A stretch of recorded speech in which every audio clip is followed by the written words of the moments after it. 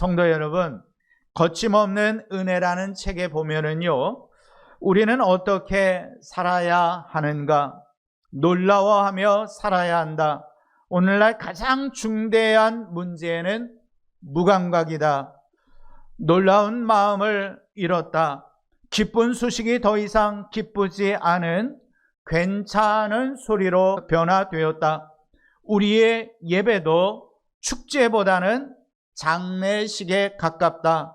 깜짝 놀라기보다 틀에 박혀 있고 쾌활하기보다는 지쳐 있다.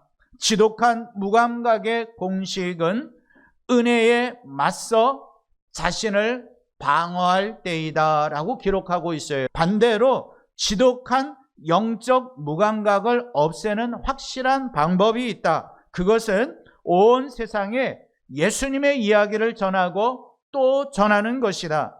적당히 희석하지 않고 그대로 선포하는 것이다. 복음이 이끌어가는 능력을 경험하는 것이다 라고 했습니다. 저는요, 이 책의 내용을 100% 공감합니다.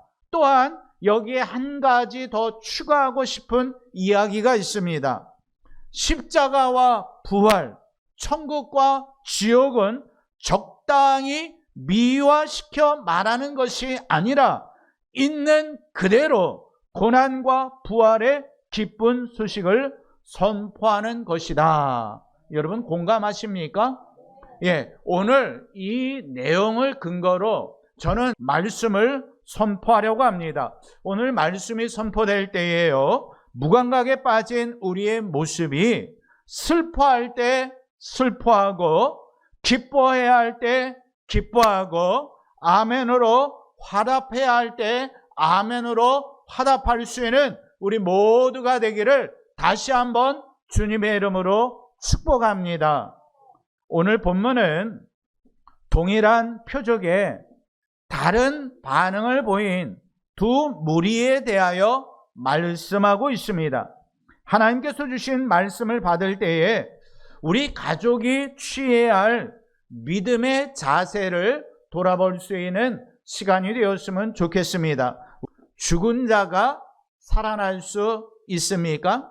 그것도 죽은 지 나흘이나 되어 썩은 냄새가 나는데 살아날 수 있습니까? 내용은 이렇습니다.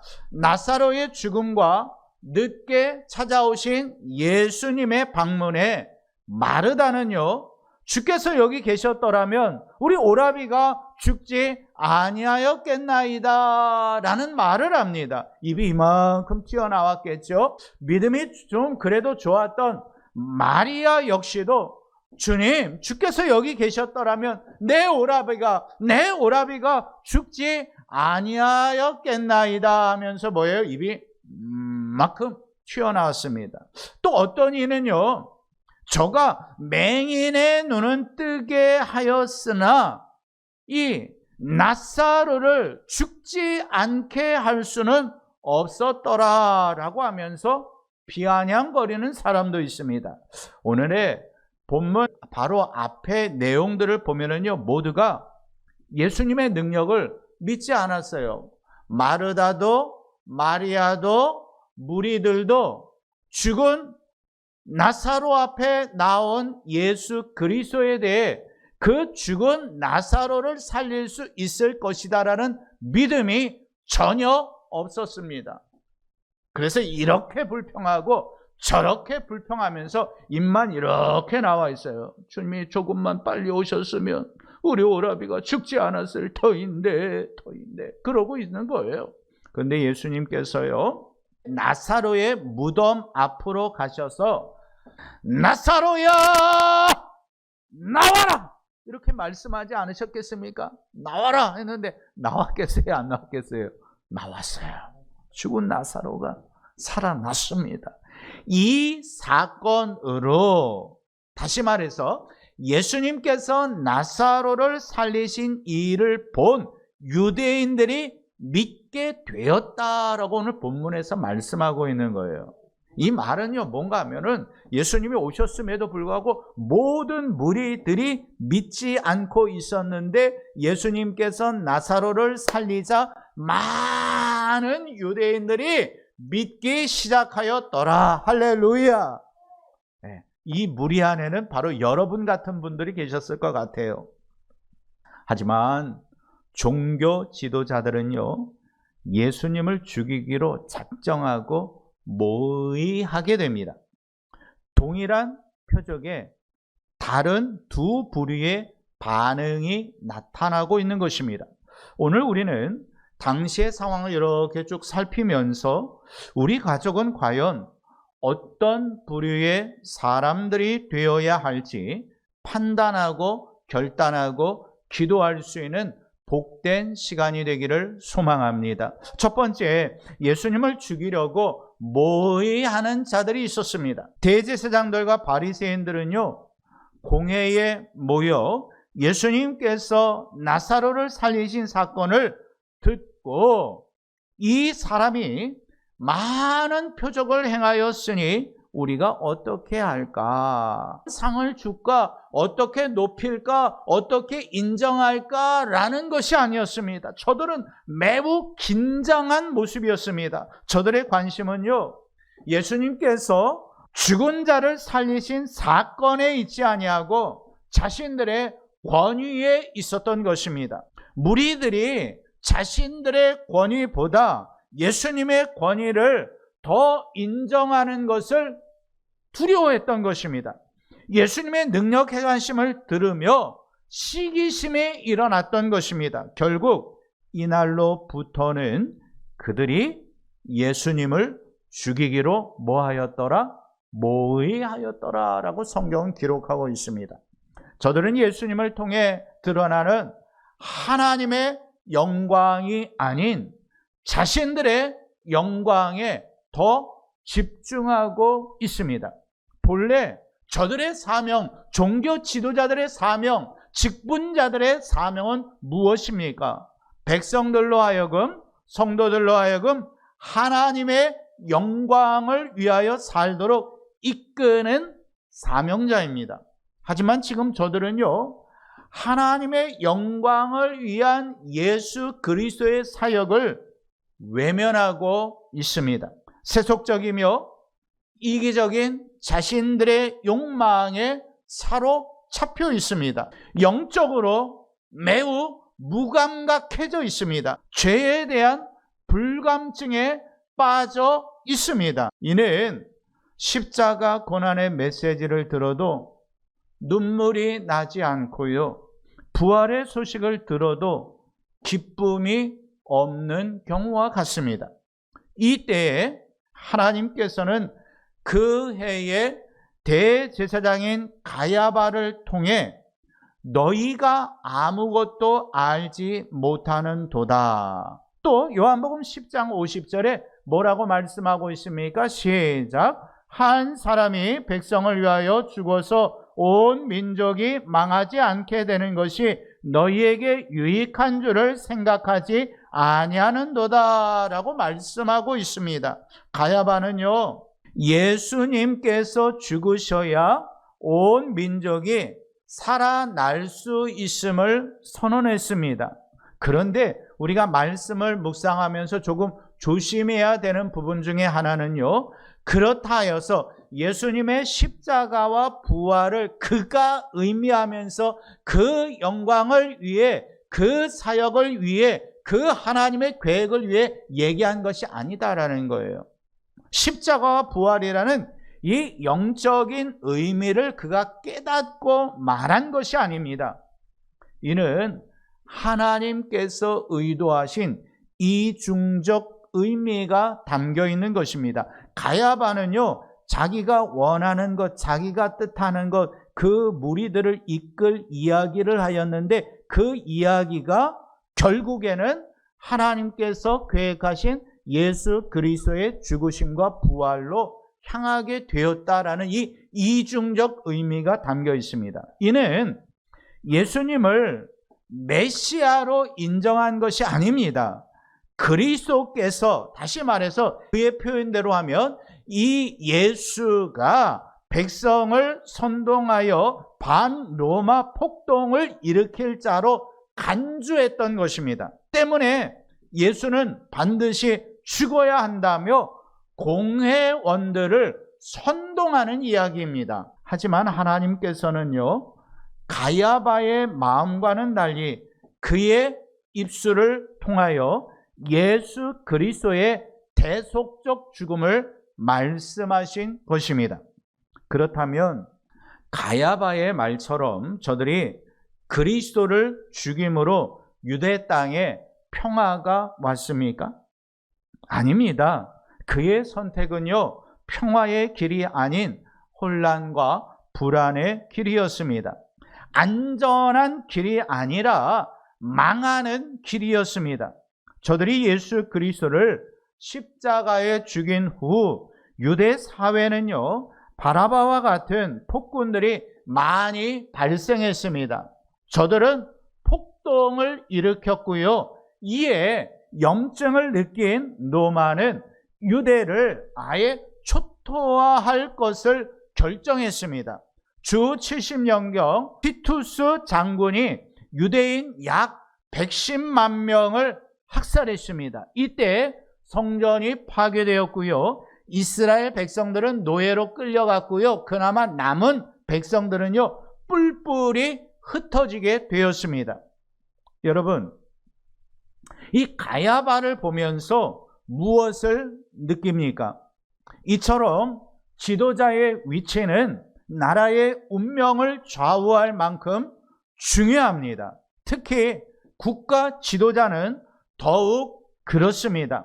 어떤 지도자를 만나느냐에 따라 나라가 흥하기도 하고 망하기도 합니다. 위기를 겪기도 하고 위기를 기회로 만들기도 합니다. 이제 대선이 마쳤습니다. 새로운 대통령이 당선되었습니다. 그럼 어떻게 해야 하겠습니까? 당선된 대통령이 좋은 지도자가 될 수 있도록, 또한 내가 볼 때에 어떤 단점, 모순이 있다 할지라도 그럼 그 단점과 모순들을 딛고 일어서 좋은 대통령이 될 수 있도록 기도해 줄 수 있는 성도들이 되었으면 좋겠습니다. 후보 시절 내놓았던 나라와 국민을 사랑하는 공약들이 있지 않습니까? 그것을 잘 실천할 수 있도록 기도하고요, 여야가 합치할 수 있도록 기도하는 것이 바로 성도의 자세인 줄로 믿습니다. 특히 6월에 있을 지방선거도 우리는 잘 치루어야 합니다. 우리가 기도로 준비하고 있다가 이 나라를 위해서 우리가 온전히 바르게 투표할 수 있도록 그렇게 나아가야 하는 것입니다. 그러므로 말미암아 하나님을 경외하며 한국교회를 핍박하지 아니하는 대통령과 정부가 될 수 있도록 기도하고, 또 나라를 위해서 우리 역시도 더욱 헌신할 수 있는 그러한 모습이 되었으면 좋겠습니다. 다시 말씀드립니다. 나사로를 살리신 사건에 놀라운 기적을 보기도 하고 듣기도 하였지만 예수님의 영광이 아닌, 하나님의 영광이 아닌 죽이려고 모의하는 자들이 있었다라는 것을 기억하시길 바랍니다. 반면 나사로를 살리신 예수님을 믿는 자들이 있었습니다. 우리 요한복음 11장 45절 말씀 함께 읽어봅니다. 자, 시작. 마리아에게 와서 예수께서 하신 일을 본 많은 유대인이 그를 믿었으나, 할렐루야, 많은 유대인들이 예수 그리스도께서 나사로를 살리신 장면을 보고 믿었습니다. 믿지 않고 오히려 죽이려는 자들이 있었지만 예수님께서 하신 일을 본 많은 유대인들이 구주로 믿기 시작했는데요, 여기에서 조금 의아하다라는 생각이 들지 않습니까? 왜냐하면 사람을 살린 기적입니다. 생각해 보세요. 이 관악구에, 우리 봉천동에 어떤 사람이 죽었어요. 그 죽은 사람에게 가서 늘사랑교회 목사가 손을 얹고 기도하였더니 살아났어요. 그럼 봉천동 사람들이 와 하면서, 야, 사람이 살아났대, 죽은 사람이 살아났어, 모두가 다 믿어야 되는 것 아닙니까? 야, 늘사랑교회 목사님이래, 늘사랑교회 목사님이래. 이 관악구가 난리 나야 되는 것 아닙니까? 성도 여러분, 예수님께서 나사로를 살리셨어요. 그 장소에 있었던, 아니면 그 소식을 들었던 모두가 야, 나사로가 살아났대, 살아났대, 살아났대 막 이렇게 외치고 또 외쳐야 되는데, 믿는 자와 믿지 않은 자, 믿는 자와 오히려 그를 죽이려는 자, 두 부류로 갈라집니다. 하지만 이것은 현실입니다. 이 현실이 현대에도 일어나고 있습니다. 문제가 있고 어려움이 있을 때 기적과 같이 하나님께서 여러분의 그 인생의 문제를 막아주셨던 경험 있지 않습니까? 마치 죽은 나사로가 살아난 것처럼 여러분이 그 문제 속에서 다시 회복되어지는 그런 역사들 인생을 통해서 몇 번 정도는 경험하지 않았습니까? 그런데 어때요? 세월이 좀 흐르고 나면 또다시 같은 죄를 지읍니다. 또다시 하나님을 멀리합니다. 그 확고한 믿음을 놓쳐버리는 경우들이 있습니다. 예수님께서는요, 이런 일에 대하여 이미 나사로와 부자의 비유를 통해 말씀해 주셨습니다. 부자와 거지 나사로가 죽게 되었을 때에 거지 나사로는 아브라함의 품에, 부자는 음부의 고통을 겪게 되었습니다. 부자는 아브라함이요 나사로를 보내어 물을 찍어 내 혀를 좀 서늘하게 하소서라고 간절히 이야기를 합니다. 그때 너희와 우리 사이에 큰 구렁텅이가 놓여 있어 건너가고자 하되 갈 수 없게 하였다라고 말씀하고 있습니다. 결국 부자는 생각하는 거죠.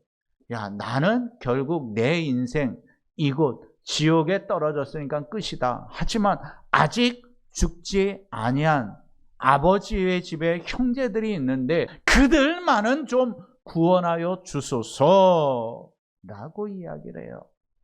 그때 주신 말씀이 이렇습니다. 누가복음 16장 31절입니다. 자, 시작. 모세와 선지자들에게 듣지 아니하면 비록 죽은 자 가운데서 살아나는 자가 있을지라도 권함을 받지 아니하리라.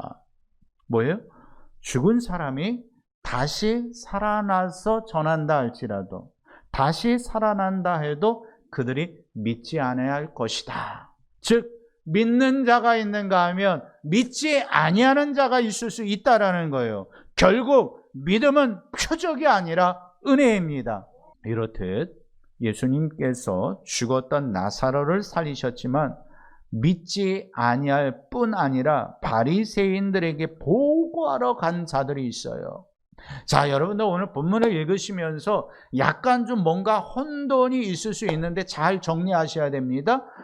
예수 그리스도께서 나사로를 살리신 놀라운 사건이 일어났는데 그것을 보고 우리는 대부분의 사람들은 살아났다, 살아났다, 살아났다, 살아났다 외치는데 그것이 아니라 바리새인들에게 가서 보고하는 자들이 있어요. 어떤 자들이라고 성경은 표현하고 있어요. 이들은요, 믿기 위해서 주님을 따라다닌 것이 아닙니다. 교회 공동체도 그래요. 또 많은 그 공동체들 보면은요, 그 공동체를 위해서 혹은 신앙생활을 위해서 믿기 위해서 교회 다니는 것이 아니라 자신을 위해서 다니는 자들이 얼마든지 있을 수 있다라는 거예요. 의심의 눈초리로 예수님을 보고 있었어요. 감시의 눈초리로 보고 있었어요. 조롱의 눈초리로 보고 있었어요. 그리고 앞에서 말씀드렸잖아요. 맹인의 눈을 뜨게 했으면서 나사로는 죽지 않게 할 수 없었더냐. 헤이고 뭐 맹인의 눈을 뜨게 했다고 그것까지도 헛소문일 거야. 이런 식으로 얘기했던 어떤 사람들이에요. 자, 그렇게 빈정거렸던 자들, 그리고 예수님을 감시하라고 보낸 바리새인들을 이제 향하여 달려간 거예요. 얼마나 어리석어 보입니까? 예수 그리스도의 십자가는 역사적 사건인 줄로 믿습니다. 예수 그리스도의 부활 역시 역사적 사건이며 사랑과 은혜의 결실입니다. 지금 본문에 바로 앞에 나오는 나사로를 살리신 사건 역시 역사적 사건인 줄로 믿습니다. 이렇듯 나사로 사건, 십자가 부활 사건은요, 인류에 임한 하나님의 놀라운 은혜였습니다. 그때에 죽이려고 모의하는 자들이 있었지만 많은 유대인들이 믿었습니다. 그렇다면 믿은 많은 유대인들은 어떤 사람들입니까? 나사로가 죽었다고 슬픔을 위로해 주기 위해서 모인 모든 무리입니까? 아니면 예수님께서 그 무덤을 향하시니까 마리아가 쫓아가니까 무슨 일이 있지 해서 그곳 현장에 있었던 모든 사람입니까? 성경은 그렇게 말씀하고 있지 않습니다. 모두는 아니에요. 나사로를 살리는 표적을 목격은 했지만 믿는 자들은 따로 있었습니다. 왜냐하면 믿음은 모든 사람의 것이 아니기 때문입니다. 에베소서 2장 8절 말씀 우리 함께 읽어봅니다. 시작. 너희는 그 은혜에 의하여 믿음으로 말미암아 구원을 받았으니 이것은 너희에게서 난 것이 아니요 하나님의 할렐루야. 믿음은 하나님의 은혜이며 선물입니다. 믿음은 우리의 힘으로 되는 것이 아닙니다. 믿음은 우리의 지혜나 공로로 되는 것 역시 아닙니다. 믿음은 하나님의 선물인 줄로 믿습니다. 예수님의 부활을 목격한 자들이요, 최소 500명이 넘었습니다. 하지만 예수 그리스도께서 승천하신 후 그 500명이 넘는 모든 무리가 약속하신 성령을 기다리며 기도하였습니까? 아니에요. 120명만이 마가의 다락방에서 성령을 기다리며 기도했고 성령 충만의 은혜를 입었습니다. 예수 그리스도의 탄생, 이 땅의 모든 이들이 알고 있습니다. 십자가 모르는 사람들 없습니다. 부활주일이요, 모르는 사람들 없어요. 부활주일 하면은요, 교회에서 계란 삶은 거 준대더라, 뭐 한다라, 다 알아요. 이 이야기를 모르는 사람은 없어요. 그렇지만 이 이야기를 진리의 말씀으로 받고 십자가를 은혜로 받고 부활을 은혜로 받는 자들은 따로 있다라는 거예요. 누구요? 여러분이. 할렐루야. 앞서 소개한 거침없는 은혜라는 책의 내용처럼 지금 이 시대는요, 무감각의 시대입니다. 놀라운 소식도 기쁨의 소식도 더 이상 기뻐하지 않고 괜찮은 소리가 되었습니다. 우리는 이 시대를 본받지 않았으면 좋겠습니다. 예배, 그것도 부활주일 예배는 축제가 되어야 할 줄로 믿습니다. 십자가의 설교를 들으면요, 가슴을 찢으며 울고 자녀의 영혼 구원을 위해 기도해야 할 줄로 믿습니다. 부활의 소식을 들으면은요, 가족과 함께 춤추며 함께 기뻐할 수 있어야 할 줄로 믿습니다. 복음을 자기 마음대로 희석하지 않았으면 좋겠습니다. 영혼 없는 몸이 죽은 것 같이 행함 없는 믿음은 죽은 믿음입니다. 믿음은 그 행함과 함께 나타나게 되어 있습니다. 행함으로 믿음이 온전해질 수 있습니다. 사랑하는 성도 여러분, 우리는 이미 십자가의 은혜를 경험한 하나님의 자녀입니다. 우리 옆에 분과 한번 인사해 볼까요? 우리는 하나님의 자녀입니다. 네, 우리는 하나님의 자녀입니다. 어떻게 하나님의 자녀가 되었습니까? 십자가의 은혜로 하나님의 자녀가 되지 않았습니까? 매일의 삶에 고난에 예수 그리스도를 묵상해야 하지만 특히 지금과 같은 사순절에는 내 죄 때문에 십자가를 지신, 가시관을 쓰신, 옆구리에 창에 찔리신, 양손과 발에 대못에 박힘을 당하신 예수 그리스도를 좀 더 깊이 묵상할 수 있는 그러한 기간이 되었으면 좋겠습니다. 그리고 부활주일은 축제와 같은 마음으로 준비하고 본문에 예수님을 믿었던 많은 유대인들처럼 사랑하는 이들이 예수님을 믿고 함께 복된 부활주일을 맞이하게 되기를 주님의 이름으로 축복합니다. 우리 함께 기도하겠습니다.